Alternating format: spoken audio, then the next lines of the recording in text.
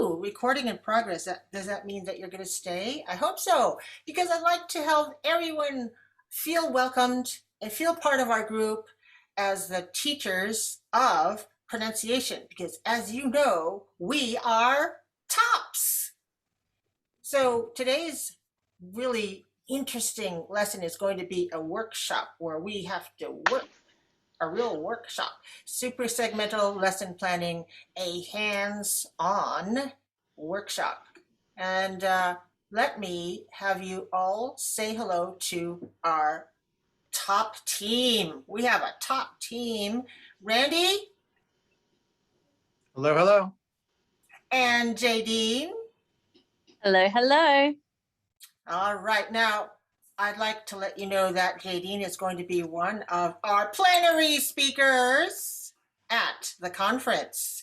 And what conference is that? That's the state conference that we hold annually with Katiesoul, for Katiesoul, of Katiesoul, normally in a face-to-face environment, but our second year virtually. We'll say more about that in just a moment. I wonder, of the people in our group today, how many of you are Katiesoul members and how many of you are guests? Why don't you write in the chat, member or guest? You can see how many members and guests we have. Very nice. And we can see we've got folks from up and down Northern, Southern California and in the middle, and all the way across the US of A in Florida, and across the Atlantic Ocean in Europe. So welcome all of you to our session. Those of you who are members know that you can benefit from many things as a member, and those of you who are guests may consider becoming a member because you could be a part of our whole vibrant community of California teachers of English to speakers of other languages. And as you might know, we put out a peer-reviewed language publication called the Katiesoul Journal, which is open source and available to everyone to read. All you have to do is pull down something on our website that says journal, and then you can get all of the journals that we have published in digital format.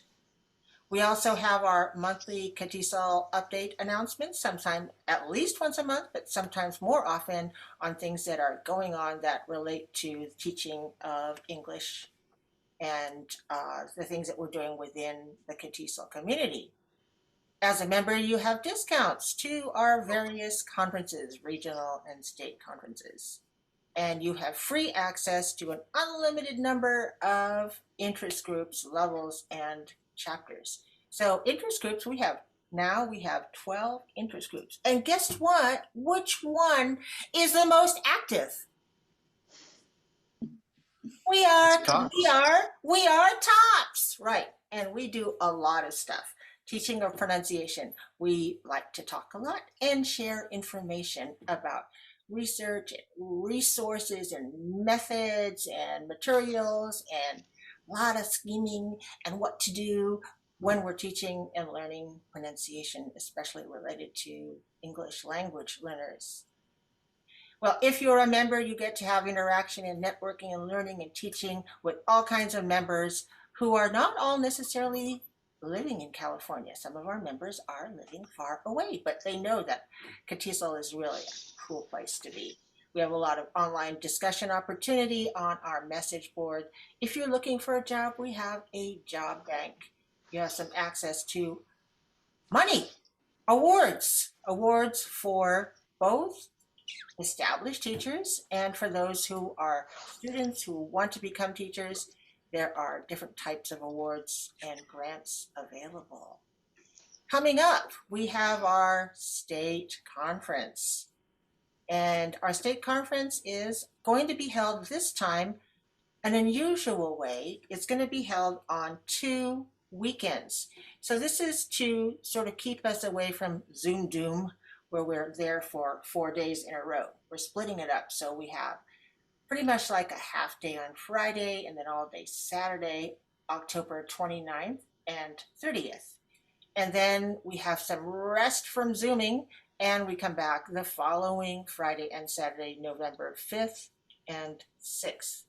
So in the chat, you can see the link to find out more information about the conference that's coming up, and it will lead you to registration. Now, early bird registration is still on. That means you can save a few dollars than if you wait until later.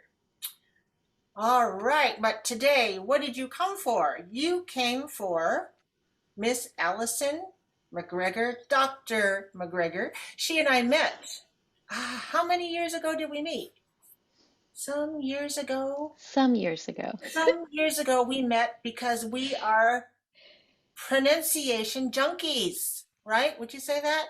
That we Yes. are like, we love to talk about pronunciation and teach pronunciation, all that kind of stuff. So we belong to this little group called Supras, which is a suprasegmental kind of focus group of pronunciation providers, provocateurs, published folks, and all of that. And we met at this and at some other, we've been in some other conferences together, right? Like Teasel. Katiesoul and maybe PSLLT, which is, Definitely. what is that called? Pronunciation in second Second language, language. learning, and teaching. Did I get all the letters for that one? Mm-hmm. So that one is not just about English. That's about teaching pronunciation to anyone in any kind of language. So it's a little bit broader yet narrow. Narrow in the way of pronunciation, but broader in the terms of different languages. And she's now at Princeton University. What do you do at Princeton? I'm in the English language program and I work with Yeah. international graduate students and Mhm. postdocs. Yes, and there are some people in our audience who also work with graduate students. Great. So they may be interested in what you have to say about helping them get a hold of suprasegmentals and how you can kind of fashion a lesson. Because we always think of, wow, there's so much to learn and there's so much to teach. How do we focus on something? So let me give you the floor. In fact, you go ahead and share your screen and let us all know how to do it. All right. Thank you so much, Marcia. It's exciting to be here with fellow pronunciation and super segmental enthusiasts. Warm welcome to teachers around the globe. Thank you for your time today and being brave enough to tackle the topic of super segmental lesson planning hands-on workshop on a Friday afternoon or maybe a different time zone for you. Quite late in Europe, I know. So I wanted to mention a little bit about my motivation for today's workshop. Um, I want to kind of just experiment with instructional decision making revolving around super segmentals. I think the way that we approach something has a direct impact, obviously, on the results. And in trainings about super segmentals, there's often a lot of information about what they are and the characteristics and features. But sometimes, which is all really important, and there's always more to learn. Uh, but I think for me, I've often kind of grappled with the teaching aspect. And I hope today what we can do is grapple together with this overwhelming topic, and that I'll be able to, hopefully, we'll all walk away with some ideas, food for thought, maybe a lesson plan, hopefully a learning objective or an activity, and in the pursuit of helping our students be understood. So we're going to jump right in with an activity. And what I'd like, hope everyone has a pen, a pencil, a little paper beside you. And this is not a test. If you read the blurb and you have in your mind already a task or an activity, well done, A++. If not, don't worry. We have a minute here to catch up and brainstorm these topics. So each of these bubbles represent just something about your classroom, and you're the expert on your classroom. So think about What's a task or activity that we're leaving aside super segmentals now? Just think about what are you doing in your classroom? What do you want the students to do? And what's their a little bit about the learners. What's their proficiency level? What are their needs? What this might look like, just to give you an example, I was talking with an ESL friend of mine who actually lives in California. And I said, hey, what are you teaching tomorrow? And she said, present progressive. And then quickly followed up with present progressive, probably doing some role plays, knowing that I'm a speaking, listening, and pronunciation teacher. She's more of a grammar teacher. Uh, and making note that her context is very different than mine. Her learners are immigrants, mostly Spanish speakers. And it was very interesting. She said, in talking to them, she met them only a couple of times. She said they really want to be fluent and understood. I thought, great, great, that's some good information. So let's go to your classroom and your context. Think of an activity. So I'm going to get my phone here. You have 1 minute, and I want you to think about a teaching activity. Try to be as specific as possible, um, kind of narrow it as much as you can, and then jot down, just think about your learners. Who are they? What do you think their needs are? Where are you in your class, maybe in your curriculum? Just 1 minute. All right, there's our 1 minute. Would any brave souls like to share what your bubbles look like? Raise your hand or just unmute and fire away. Randy? Oh, okay. So my students are international teaching assistants. And an activity that I want to have them do this quarter, this term at UCSB, is to have them give a short presentation. But when they're doing that, they have to identify which are the difficult words, not difficult for them to pronounce necessarily, but difficult for their audience because it's a new word or a technical word. Then they have to slow down and learn how to articulate that word at half speed rather than just rattling it off the way they normally do when they're talking with, their other professors and graduate students. Great, great. All right, nice, very specific. All right, so everyone keep those your notes handy. We're going to use these as this information as a launch pad for the 3 activities that we'll be diving into in today's workshop. So the first activity is going to revolve around just brainstorming what are the possible supersegmental related targets that we could do in this context or your context, and then kind of narrowing it and selecting some targets. And then we'll follow that up by kind of stopping and pausing and thinking about the learning process and where the learners might be in the process. What do they need? Which stage are they in the learning process? And I should mention that the second part of this workshop is based on a co-authored book chapter. I want to mention my co-author, Veronica Sardinia. We've just finished a chapter on classroom research on L2 pronunciation, and we analyzed like the last 5 years of classroom research and kind of pulled out from there what are we finding in the research. And so there's some really interesting things about the um, instructional building blocks, and so we'll cover that. And then we'll launch that, so narrowing down into writing the super segmental related objectives for your class, so you'll be able to walk away with those. All right, so it seems that this is the easy part, all nice and tidy and organized, but next part is a little bit messy. Right? So the messy part is super segmentals. What are the definitions? What are they? So everybody just go open your chat. And when you think of super segmentals, I want you to just put in chat what words come to mind, what features, just fire away. Let's see how much we can go. So 30 seconds, everybody just put in the chat. When you think of super segmentals, what comes to your mind? Intonation, great. Solid, ooh, phrasing, yes, love it. Rhythm, word, stress, pitch, yes, yes, yes, all over it. Multiple, yes, there are so many. That's a good one. Comprehensibility, pitch, nice. Focus, absolutely. Content and functional verbs, getting very specific, excellent. Nice, some techniques here, humming, chunking, nice meta language for our learners, prominence, linking. I was once told that linking is technically not a suprasegmental, but it pairs very well with them. All right, great, nice work. Let's look at the definitions that we have from phonetics. So basic definitions, right, we know extends over the syllable more than a segmental.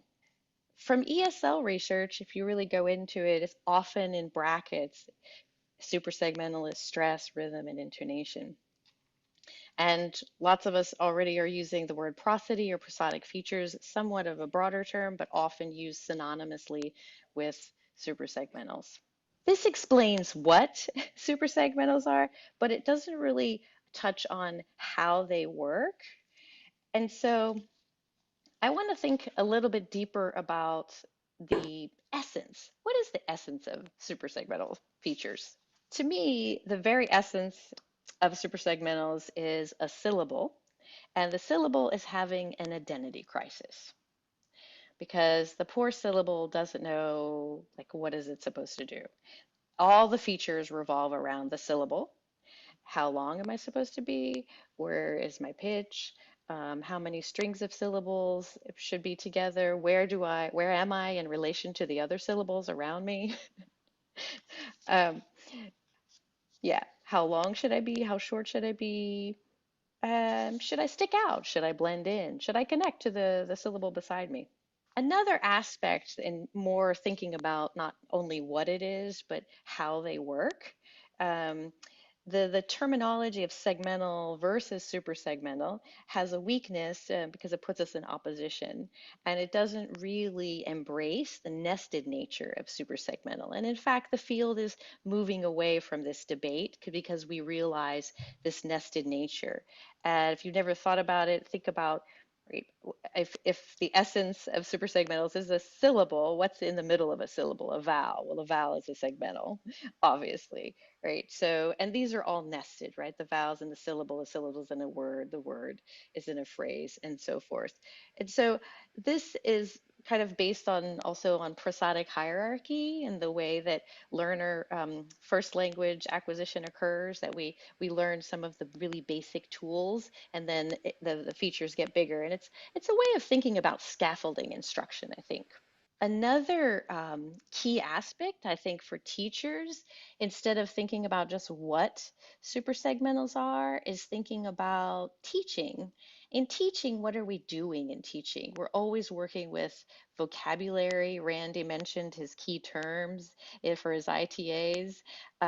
We're oftentimes moving students from beginner level to intermediate level to advanced level. So we're working on development of fluency, the fundamental thing. You might, in your context, you might be working on grammar, or you're flipping through the textbook and there's a dialogue, or you're flipping through the textbook and there's some other activity, and thinking, okay, so how does this relate to the suprasegmentals?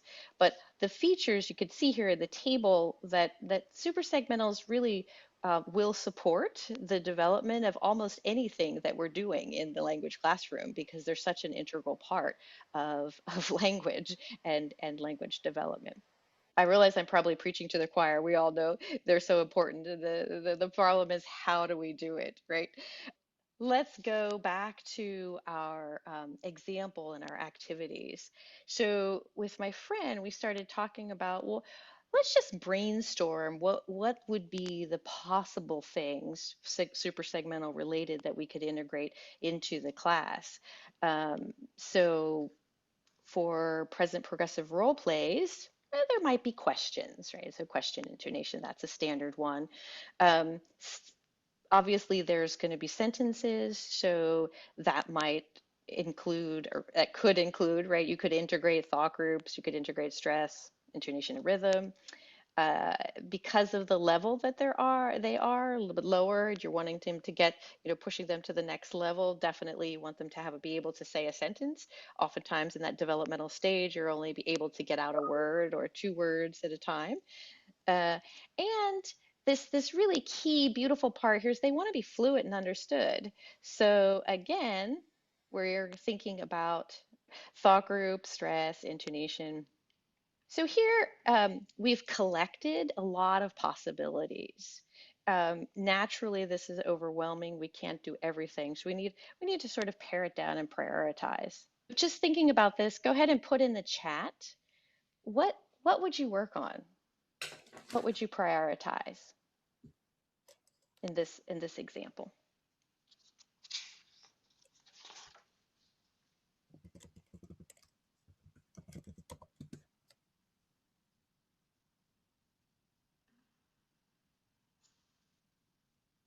Great. Marika said thought groups. Exactly. So you can see that was kind of a heavy hitter, right? In terms of the learner's needs, in terms of their proficiency level, in terms of doing the activity. So having students do the role play, focus first, maybe the learning objective is accuracy in your present progressive forms, but then maybe following it up or giving feedback on thought groups. Not everything, but thought groups, or depending on the learners, what they could handle next. So let's go back to your tasks and activities, and I'd like you to walk through this same process. So we're going to go into breakout rooms.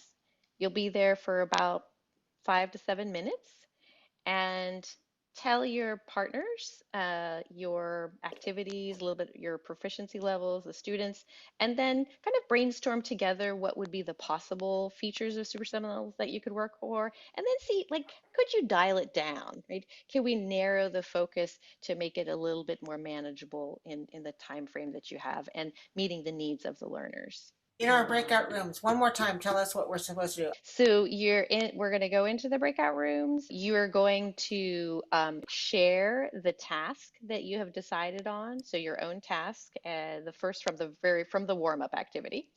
And then you're going to brainstorm just like we did in the previous. So this idea is the brainstorming. Just brainstorming, what are the possible that connect to some of the things that relate to your learners? And then see if you can narrow the focus and sort of say, okay, I think I'm going to prioritize this because I can't do everything. You're brainstorming the different possible suprasegmental targets, and then you're going to narrow and prioritize the focus of the suprasegmental targets. Remember, there's no right or wrong answer. We're just see how it goes, and when we come out, we'll grapple with the answers and see what we come up with.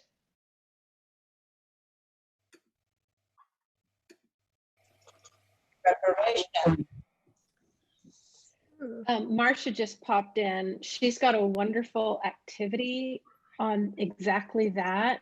That's I'm teaching the Fly Swatter activity, Marcia. My students go berserk for the Fly Swatter game. Oh my gosh, there's the video of it on YouTube. They love it.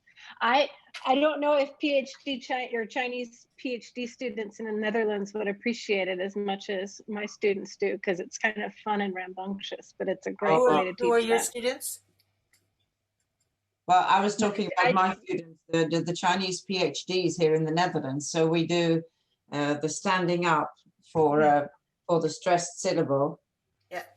And also the full vowels that are not stressed, stretching the arms out, and reduced syllable, just sit down.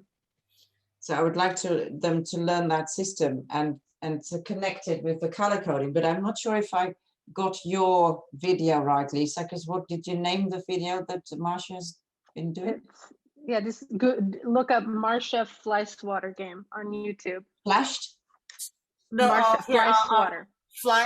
Okay, so if you go to my channel, which is Pronunciation Doctor on YouTube, there are lots of playlists. So one of the playlists is called pronunciation games. Yeah. All right. So if you go to pronunciation games, you'll see a whole series of Fly Swatter games that emphasize, that target different aspects of pronunciation, including syllable stress. I don't get that first, but Fly Swatter. Yeah. Okay. Do you know what it is when you have flies? I'll go get one. Want to kill them? So here I'm going to write it in the chat. Oh, okay. And it's fly, the Oh, Fly insect. Swatter. Do And you know what swat. I thought you were saying? I thought you said flies water. Yes, of course. If you don't have the context, it could mean something like that, but it's actually fly swatter, that which I have these in my teaching supplies. Oh, wow. yes. Well, I And really they, like they it. have to, on the emphasized syllable, Oh, I see. Yeah, so- pronunciation, And hamburger. So yeah, it's great. so Yeah. if you do it in a way that is a team sport, then they can be part of the team, and then they have to do it by speed. So how fast can they react to hearing and identifying correctly the syllable that's stressed? So that's if you do the fly swatter for the stressed syllable, but you can do that for a lot of different. So if you look up that playlist, you'll see different ways that you can do the fly swatter. Fly So swatter.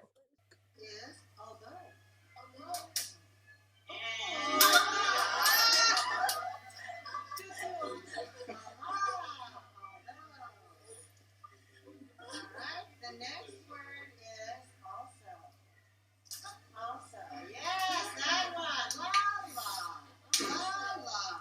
You were the nice time. Now, pay attention because I chose those two words because I often hear a mistake. So, also is to one, but also is to choose. Cheer them on. All right. The next word is hated. Hated. Blue rising. All right. The next word is dumped. Dumped. Red. Red even. Okay. The next word is compared. Compared. Rising red. Word is watered. Watered. Red. You are correct. It has a voiced ending. To water the lawn, I watered the lawn. So my task, I put sentence or word focus, emphasizing words and de-emphasizing. Yes. Could you do a fly swatter game for sentences?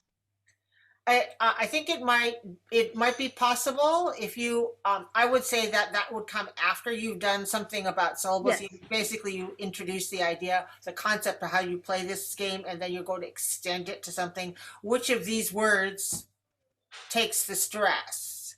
And then you have to decide if you're going to only get the word, or if you're going to be even pickier and get the syllable in the word. September, for example. I mean, you can make that suggestion. Sharon, we haven't heard from you. Yeah, I was thinking too about sentence focus and sentence stress. So I'm starting a new job, but there was international researchers at a hospital, at a teaching hospital here. Lots of multisyllabic words. When I taught at a hospital, they had so many multisyllabic words. It's lots of fun. Incredible. Yeah, so It could be on hamburger. It will be inoculation. Oops, I think we better. Mononucleosis. That's right. Okay, we got to go back to the big group. All right, we'll reconvene later. All right, welcome back, everybody.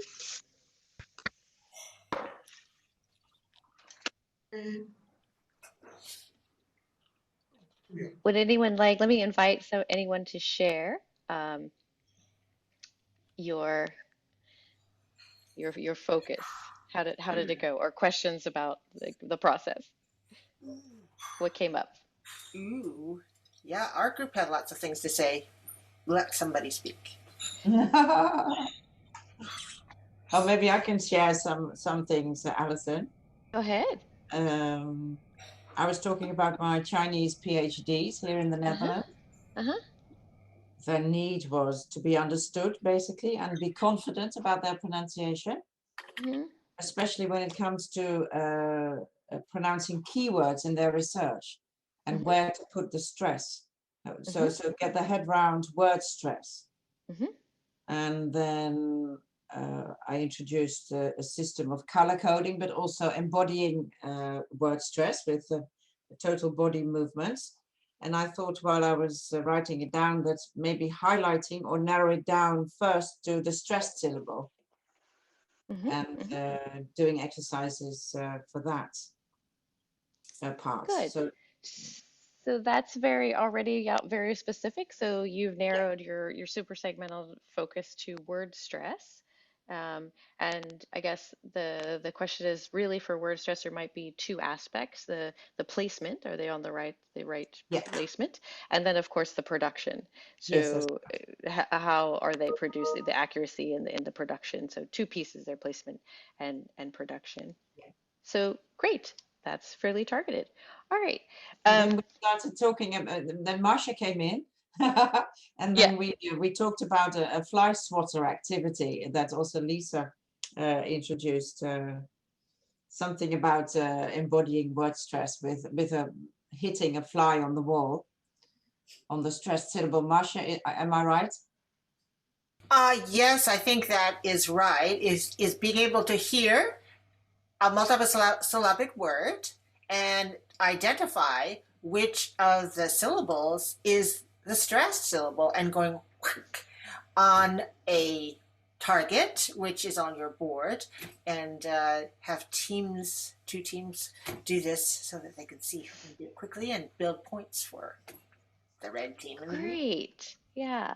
So this actually is a very nice lead in, thank you, to our next. So hold on to your ideas. I want to keep going so we can fit in the next two activities, and then we'll have more time for Q&A at the end. So let's go to this idea of thinking about how we're teaching and what we're doing and why we're doing these activities. So the research shows us that theory-driven and evidence-based pronunciation instruction works. And by theory-driven, what I mean is the research studies are based on some kind of theoretical perspective or a hypothesis, right? So we have noticing hypothesis. Students need to notice the feature. They need input, so information and examples, lots of input. Um, and they need, this is a rather newer one, they need a skill development process. So skill development theory, explicit instruction creates this procedural knowledge, this automaticity, making the process automatic. Now, I know you might be thinking, okay, Alison, that sounds great, that's theory, but what do we do? And so glad you asked. We have found in the research literature, most studies that have positive impact on pronunciation instruction, they really revolve around these 5 key instructional building blocks. Many of you've probably already heard them, but I think it's worth kind of just thinking and constructing this learning process in our mind of 5 building blocks. So awareness raising, right? It's pretty hard to work on something if you're not aware of it, right? And so this is creating a discovery process, a noticing process, perceptual training, as the Fly Swatter activity would test, right? Can they hear which syllable? Can they perceive the syllable that is stressed? Explicit information, right? Giving them concrete information about the speech features, going back to my friend's example of the thought groups. Do they know that thought groups even exist? Do they know that they're usually 1 to 7 syllables? How many syllables? That they're stretches of speech, that you call them chunks. So meta language to create the understanding of what they're going after, and then of course the corrective feedback. So obviously, it's really difficult to change something if you don't know don't know that what's going wrong or how to change it and refine it. So any thoughts or questions on these building blocks or kind of this flow of a learning process?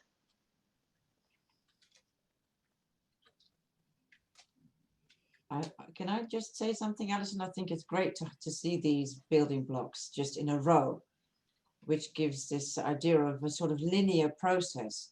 Whereas I think when you really work with the students, it's not as It's not linear as linear. it looks, is it? No, but it's great to be presented with them like you're doing now. But can you say something about the process that you're usually in, mixed Yes, stages? yes, How do you yes. perceive that?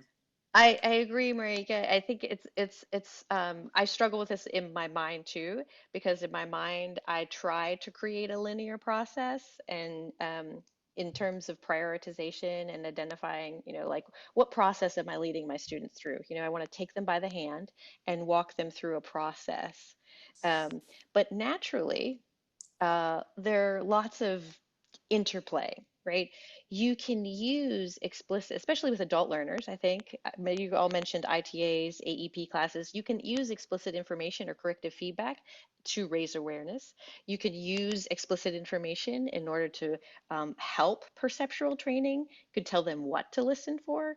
Um, if you, yeah, so these, in terms of the practice, um, that's they have to be able, if they're practicing and you want them to be able to notice if it's accurate or not, that's perception, right? Can you perceive that you're pronouncing it accurately or not, so you know what to change?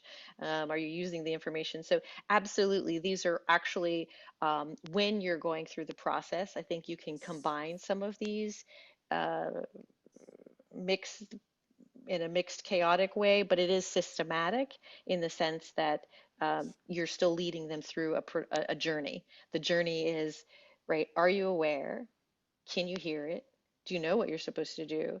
And how is the practice probably scaffolded, right? Or the practice should be focused on an easy task, so they have some sense of success, a little bit more difficult, maybe some drill and practice, but then moving also, eventually you have to do some unstructured practice. Thank you for that, Alison. Yeah. So Seth All has right. something to say. Oh, go ahead. Oh, hi. That reminds me also of uh, verifying that the students implement or apply the feedback.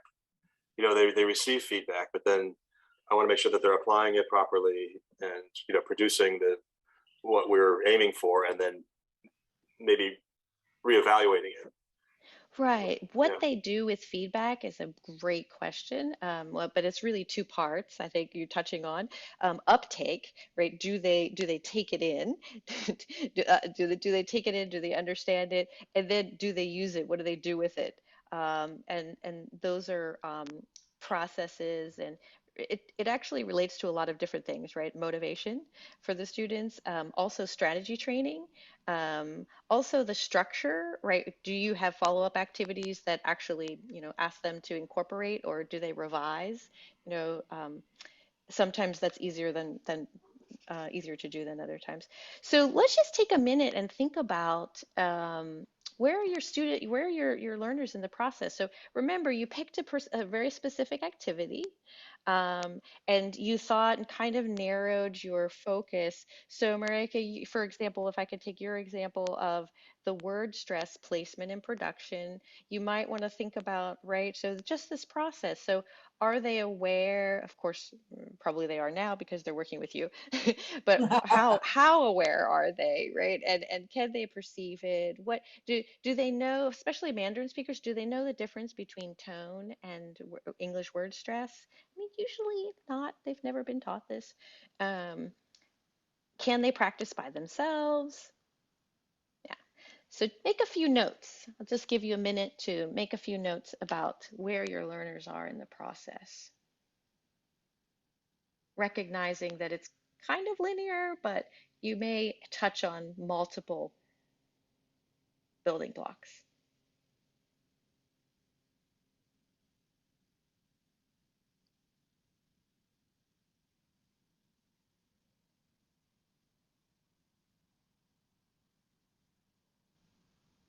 All right. let's keep these things again right in your mind and at hand, and we're going to add the final piece now. So I don't know that many teachers that really enjoy writing learning objectives. They're difficult, uh, but objectives really help us wrangle, right, our efforts and kind of pinpoint instruction, and they pinpoint our feedback, especially with super segmentals. I think it's overwhelming, right? Like what are we giving instruction on? How much instruction, and where do we start with the feedback? Um, and so quick review, right? With our learning objectives, usually we have a behavior. What do we want the students to do? Some kind of condition. Is it in a dialogue? Is it in a presentation? Is it and the criteria is obviously something that can be measured. So to what degree, to what extent are they required to do it? So just as an example for the workshop here today, you can see my verbs that I chose were create and refine. So I hope that after this presentation or workshop, you'll be able to create and refine or refine your super segmental related learning objectives using a research informed approach tailored to your own um, learning context and for measurable improvement. Now, am I going to measure it? No. Do I hope that you notice some change? That would be great. All right.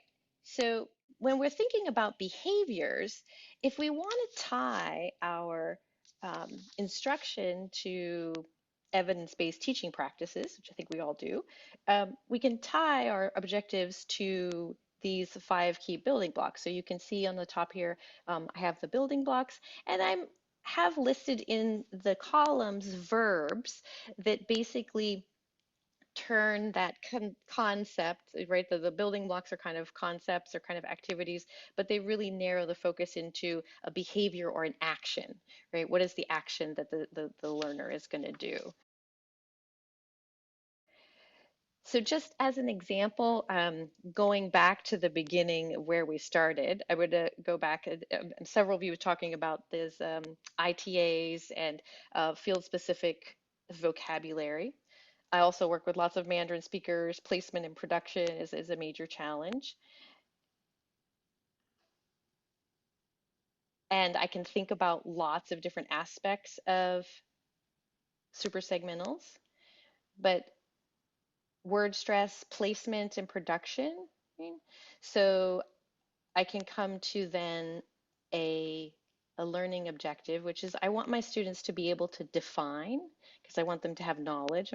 That's the testing of the knowledge, and produce, right, the production, and be able to repair. I want them to be able to notice it and repair it. Um, my condition is 40 field-specific words independently with 85% accuracy. And then, do I measure the 85% accuracy? No, actually, I don't. But it does give me kind of a framework for when I'm listening to recordings and their top 10 lists, uh, some degree of certainty of what I'm looking for. All right, so you know what's next. Our final activity. So I'll give you 2-3 minutes here. Go ahead and contemplate what verbs would you choose for the behavior. So think back to that second activity. Where are your learners in the process? What are really the key things that they need in terms of where they are right now? What do they need? And match it to a verb and then a condition and a criteria. So I'll be quiet. You can write. If you wordsmith it and you're feeling happy with it, brave souls, feel free to pop it in the chat, and we'll take a look at them together.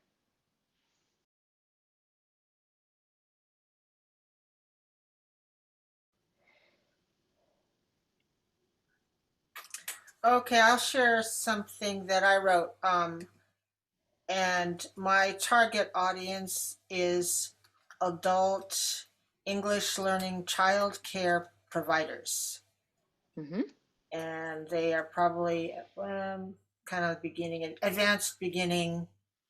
They get along, but they don't speak English that fluently or that well, but they often use maybe native language in talking to parents, and now they're trying to improve their ability to speak English with parents of children who they care for, with each other, and so forth. So I wrote this. Students will be able to identify the keyword in each phrase of a dialogue typical of an interaction between child care providers, pronounce it with accurate syllables and stress during a live performance of said dialogue. So for pronounce, maybe just looking at the verbs, Yeah. Marisha. So maybe, I mean, this is just minor, but Go ahead. produce, or, well, could be produce or use or apply. Maybe even repair if they're, depending on the aspect that you're expecting them to be able to recognize. Yeah. But I think that I like the condition that's very specific to their context. So condition So is rather very than saying specific. pronounce, you like produce better? Just, yeah, because what is, yeah. I mean, you can use pronounce, that's fine. And repair. Monitor Great. and repair, all of those things. Yeah. Well, so it depending on like how much. So here's where it's like, how much time do you have? Is it realistic? Maybe Yes. starting. All of those things maybe, have to be taken into yeah, maybe paring it down for consideration. this specific activity, just maybe one aspect of it. Or if they are able to do this, then adding to, just adding to the next one, adding to the next as they proceed. Okay. Okay, so we have another one here in the chat. Students will be able to divide their prepared speech into thought groups, identify the most prominent part in each thought group, and produce the right tones on them.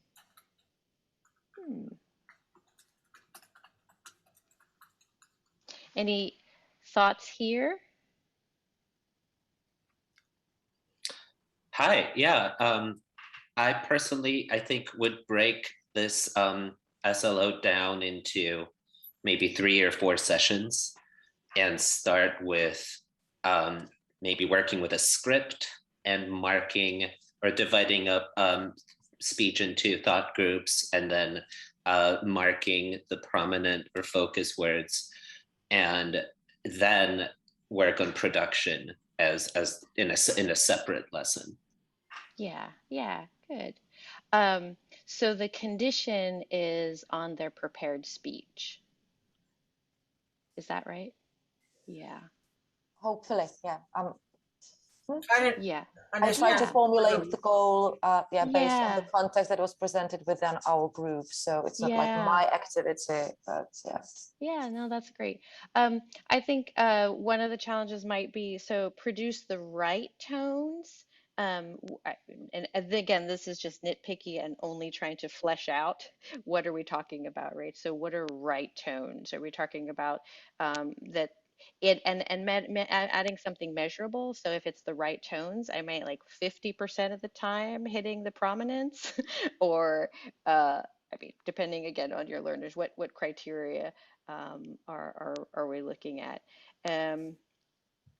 Yeah, and I would also actually, for this, I would really be curious to see, like, backing up, where are the learners in the process?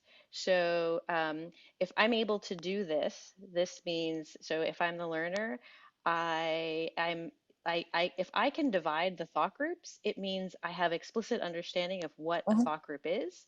I know the rules or guidelines about where to pause. I mean, that's great. I would love if my students did that. That's a lot to cover. Do they really know where to pause? Yeah, and then for production, have they do they know what stress is? Have they studied the rules of where to stress? There's just so much information in the background. Can they produce stress accurately in a key word, just at the word level? Sometimes working at the word level can be used as a launch pad to, so if production is a problem in sentences, it's probably a problem in word level.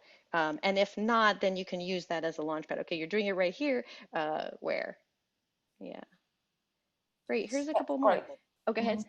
Yeah, No, no, but- I just was really between practice and feedback because they, you know, it write quite advanced students. Yeah, Mhm. exactly.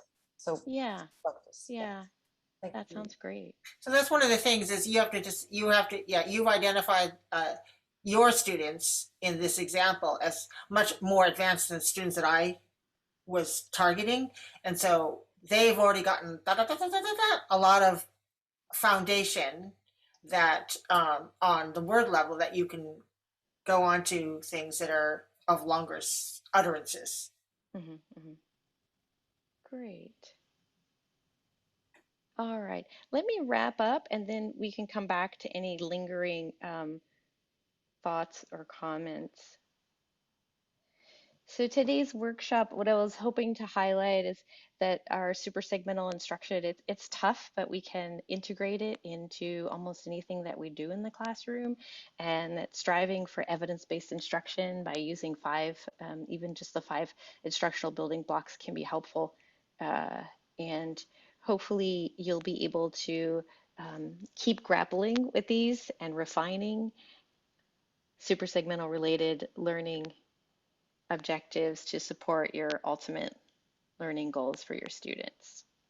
So thank you so much for your time today, and happy to entertain any remaining questions.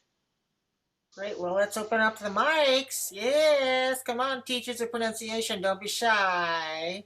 Now's the time for you to speak up and tell more about what you think of this presentation and if it's engaging you in thought about things that you'd like to share.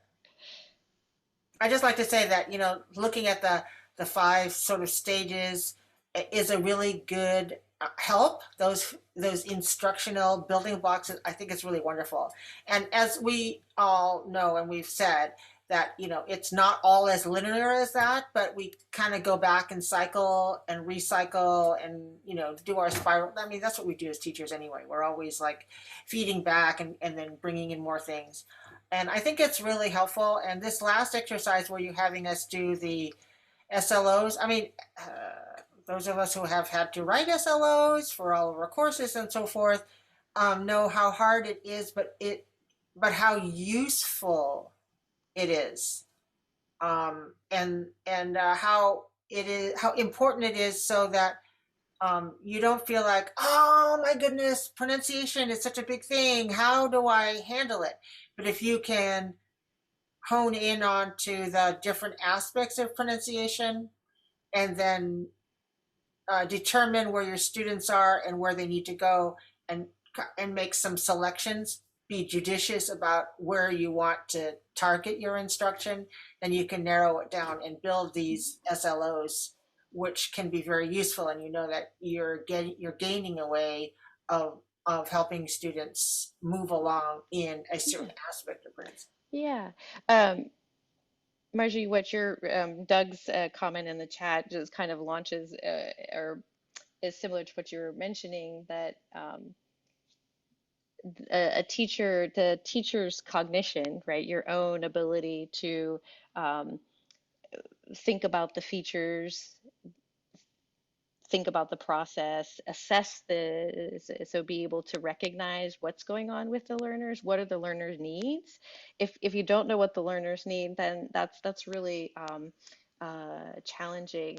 And if it's any comfort, there's about 20 years of teacher cognition on pronunciation research where teachers confess that they feel not confident with super segmentals and intonation and stress, and they find them difficult to teach, which is why I think all of us, none of us have anything to be ashamed about, that teaching in general is challenging and this area is very challenging. It's hard, I think, to get training in the features and perceiving the features. What am I noticing? What are those features? What is going on with the students? Does it, yeah. Go ahead, Seth, you have the floor. Thanks. Yeah. No, I just, And- what I'm thinking is, I think it's important when programs, ESL programs, are able to have courses specifically in pronunciation, because sometimes it may vary from program to program, but sometimes in our other classes, they're so multidimensional or content-based that it can be challenging to try to focus on this to the best possible level. Right, right. And You know, yeah, I often think they're one of my favorite books that recent, well, a while ago, but it haunts me, and it's The One Thing, and it just even the title of the book just comes back to me because every semester, almost every semester, or very often, I go, okay, what's just one thing I could do, right? So obviously there's a lot, but I think breaking it down and just going, okay, what's one thing I could experiment with this semester? Um, but to your point, certainly more training is needed. Patrick? You had a comment? Yes, thank you Yeah. so much. Yeah, thanks again for your presentation. I really enjoyed it, and I loved seeing that chart that aligns learning objective verbs with instructional building blocks. I took a screenshot of that, and that's indispensable. I have a two-part question, if you don't mind. It's not going to be Sure. very long, but these two things are connected. Well, first of all, I'm wondering, this has been one of my own personal biggest challenges in teaching suprasegmentals. How do I help my students interface between their explicit knowledge of prosody of the rules of prosody and being able to apply them in spontaneous speech? And what I mean by that is, when I work with very advanced students and we look at the actual scripts of their presentations, and when we mark scripts and they divide things up and function words, content words, and then read a sentence that they've marked that way, they sound great. But then they're having a hard time developing this sort of intuition where they can do the marking in their head in spontaneous speech when they're just having a conversation with someone.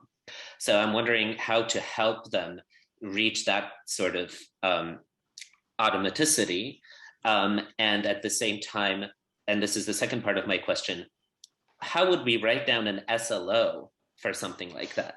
Like when I'm not really teaching anything explicit because they already know the explicit rules, but I'm trying in my lesson, I'm trying to help them become more automatic in their ability to apply the rules of prosody.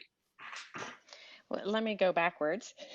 I think the second part of your question, the SLO would be, the verb would be something like practice, but the key thing would be the condition, right? Because it's not a prepared speech. The condition is in spontaneous conversation or in a small talk situation, for example. And in terms of they can do something in explicit knowledge and apply it to a very contained thing. I mean, that in and of itself is awesome, right? Okay, that's a huge achievement. The automaticity, I would be asking a lot of questions about the scaffolding process, because what you're actually practicing when you're doing that is you're not practicing any elements, you're practicing of them getting good at the script, right? You're marking the script, you're practicing the script. It's not actually facilitating a process that would transfer. So a couple of questions, right? And these are all like regular things. I'm sure you're already doing these things. But having lots of listening. You mentioned that intuitive feeling of where to pronounce, where to stress. So there's been research and practice tells me that students who will listen to things, podcasts, audiobooks, a great deal, and focus not on the content, but focus on where, first time listen to the content, so interesting. The second time, so lots and lots of listening to implicit, and take advantage of implicit learning. We don't after you have explicit learning, you take advantage of the implicit learning environment doing that. The other thing I would say is I would want to look at your overall scaffolded process within the curriculum. So for example, have they, do they also practice spontaneous speaking? Do you do a role play of small talk? And can they monitor and use key stress and have intonation while they're just doing a very small talk situation. How much mirroring do you do, right? So mirroring is going to get all of those elements kind of more automated. It doesn't, it is another step. It doesn't mean that they can apply it because it is their own spontaneous speech, but it is a stepping stone. So I would say more scaffolding and different activities that get them out of not just practicing the marked script, but monitoring and noticing their own speech. And I have students or clients who we look at they look at their schedule and they decide when they have the bandwidth to monitor their speech. So if they're just walking into their lab and they're going to say hi and they're going to chit chat with people, that's a time when they can try to use their new voice. And their new voice is right. They're built. It's based on a mirroring activity that we do. I call it the Bill Gates activity. They're mirroring and doing Bill Gates. So you have now a Bill Gates voice. So use your Bill Gates voice in different contexts. So yeah, that scaffolding I think is huge. That's very helpful. Thank you so much. Just to clarify, by mirroring, are you talking about shadowing at all? Okay. Yes. Yeah. Sorry. Yes. Sure. Yeah. I know there's many terms for that. I'm just shadowing. Okay. Yeah, that's my favorite. I actually did a top event on shadowing here a couple of weeks back. I love Very nice shadowing. talk. Oh, sorry, Patrick. But like I said, shadowing's great, but it doesn't apply again to spontaneous speech because they have to generate the speech and there's lots of other things going on. So there's another next level, right? Next challenge. Christina?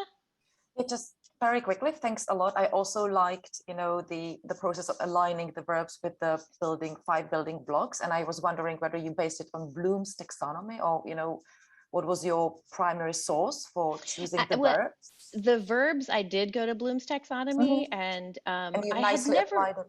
I don't know if anyone, I'd love to hear if anyone, I never saw this.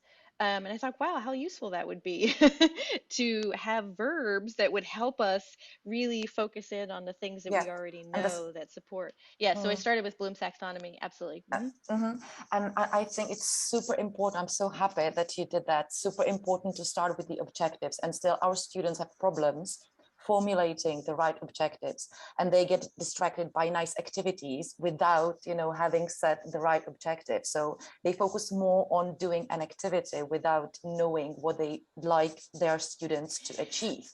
So I think that's a general it's often challenge underestimated. In pronunciation, teaching and learning. There's lots of fun activities. And I think they might be appropriate for certain ages, certain levels. Sometimes you need, raise the energy in the class. But I do think if we also want to be effective and taking a step back and really think about, well, why are we doing it and what does that actually achieve? So yeah. And Cool. just the last question. Go Could ahead. you tell us Yes. about the chapter you've mentioned that you are or you've written about your research? When and will it be published or? You don't know. Well, I have to say, so this is John Levis. Do you remember the name of it, Marcia? So it's John Levis, Tracy Derwing, and Senup are the editors.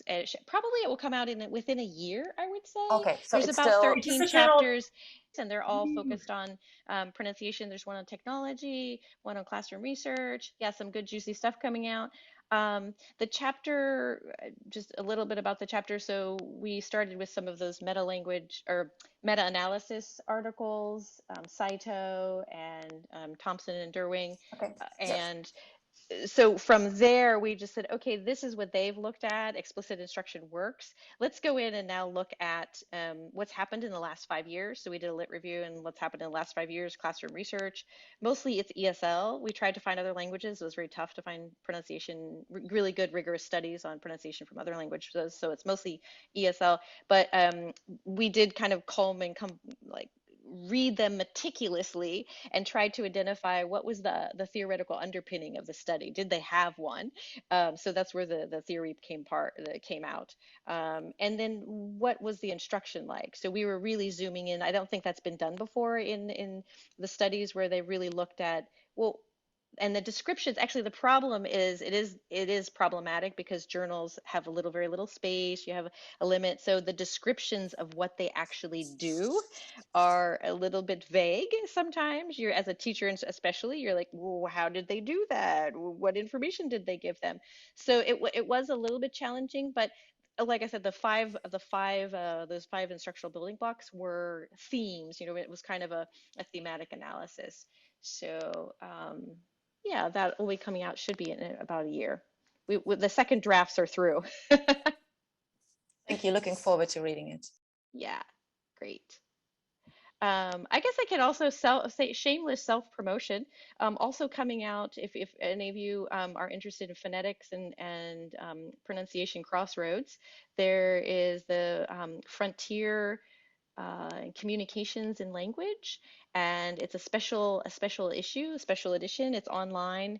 I can send it to Marcia and maybe blast it out to the top group. But it's an article. I have an article in there that connects kind of the segmentals and suprasegmentals.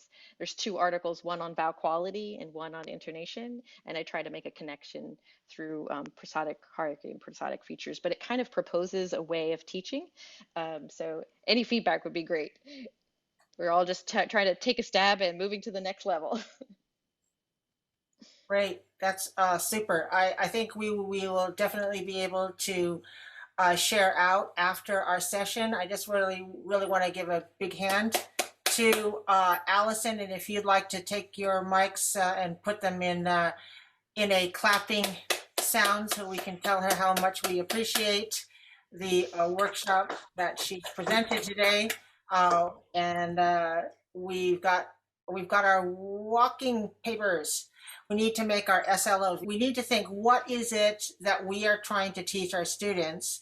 Not, oh, what activity can we do? Which is so common. Oh, what do we do tomorrow? But think about, what is it we want to try to achieve and help our students learn? And can we narrow it down to some aspect? And if we're narrowing it down in our pronunciation field to suprasegmentals, which is only a part of pronunciation and speaking and listening, right? We take a little part of it and we say, call this the suprasegmental part, and then tease it down into who is our audience? What do they already know? What are some things that we would like to help them achieve?